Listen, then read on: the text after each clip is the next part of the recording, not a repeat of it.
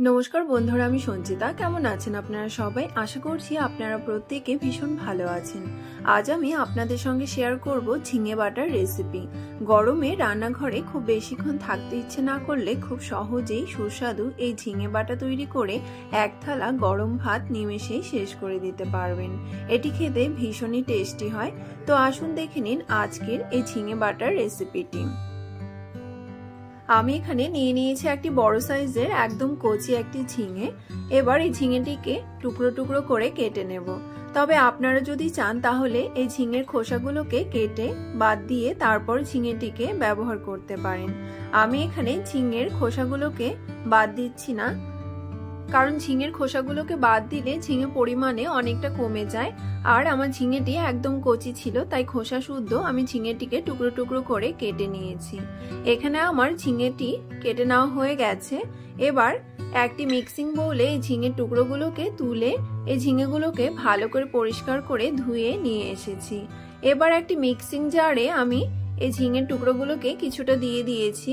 আর এখানে দিয়েছি 4টে কাঁচা লঙ্কা, আর দিয়েছি 6 থেকে 7 কোয়া রসুন। সামান্য জল দিয়ে একটি মিহি পেস্ট তৈরি করে নিয়েছি। একই রকম ভাবে আমি সবগুলো ঝিঙেকেই বেটে নিয়ে এসেছি। এবার এই ঝিঙের পেস্টগুলোকে একটি বোলে ঢেলে নিয়েছি।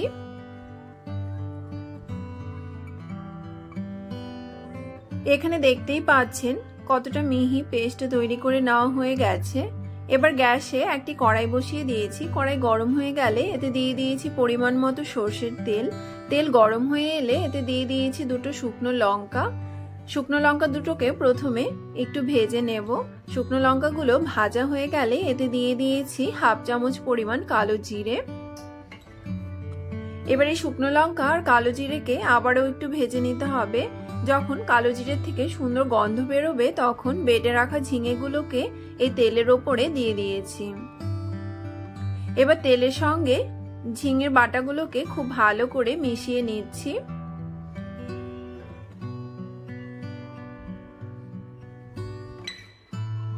এবার এতে দিয়ে দিয়েছি স্বাদ মতো লবণ, দিয়েছি সামান্য হলুদ গুঁড়ো, আর দিয়েছি সামান্য কাশ্মীরি লাল লঙ্কার গুঁড়ো। দিয়ে সবকিছুকে খুব ভালো করে মিশিয়ে নিতে হবে। গ্যাসের ফ্লেমকে বাড়িয়ে 5 থেকে 6 মিনিট একই রকম ভাবে ভেজে নিলেই ঝিঙে বাটা একদম তৈরি হয়ে যাবে। এখানে দেখতেই পাচ্ছেন অনেকটা শুকনো শুকনো হয়ে এসেছে। আর কিছুক্ষণ ভেজে নিলেই একদম তৈরি হয়ে যাবে। এই ঝিঙে বাটা গরম ভাতের সঙ্গে দুর্দান্ত হয় খেতে। এই ঝিঙে বাটা হলে আর কোনো কিছুর প্রয়োজনই হয় না।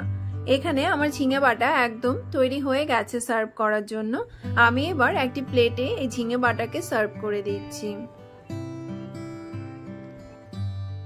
তো বন্ধুরা, আমার মতো আপনারা যারা আছেন যারা বাটা বা ভর্তা খেতে ভালোবাসেন তারা এই গরমে একবার এই ঝিঙে বাটা বাড়িতে তৈরি করে খেয়ে দেখবেন। আশা করছি আপনাদের ভালো লাগবে। আমি এখানে এই ঝিঙে বাটাকে একটি কাঁচা লঙ্কা আর কিছু গন্ধরাজ লেবু দিয়ে সার্ভ করছি। গরম ভাতের সঙ্গে এই ঝিঙে বাটা গন্ধরাজ লেবু দিয়ে খেতে দুর্দান্ত লাগে।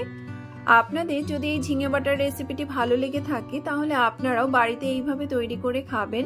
আমার চ্যানেলটি যদি আপনাদের ভালো লেগে থাকে তাহলে আমার চ্যানেলটিকে সাবস্ক্রাইব, লাইক, কমেন্ট এবং শেয়ার করতে ভুলবেন না যেন।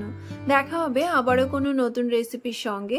এতক্ষণ আমার ভিডিওটি দেখার জন্য আপনাদের অসংখ্য ধন্যবাদ। ভালো থাকবেন, সুস্থ থাকবেন। ধন্যবাদ।